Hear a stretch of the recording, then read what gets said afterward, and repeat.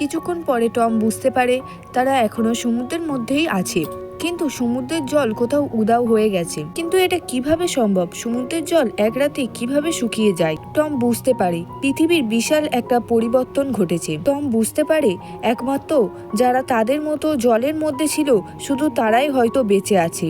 Ben তার birthday বেলুনগুলো উড়িয়ে দেয় যাতে বেঁচে যাওয়া কেউ তাদেরকে দেখলে সাহায্যের জন্য এগিয়ে আসে। টম রেডিওর মাধ্যমে কারোর সাথে যোগাযোগ করার চেষ্টা করছিল।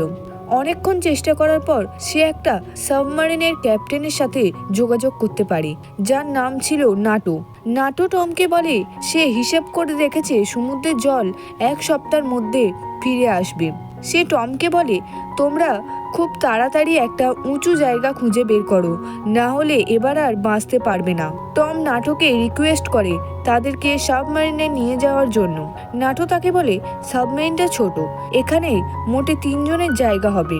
টম তাকে বলে আমাদের কাছে 4 দিনের মতো খাবার আছে, যদি তুমি আমার 2টো সন্তানকে তোমার সাবমেরিনে নাও তাহলে আমি তোমাকে সব খাবার দিয়ে দেব।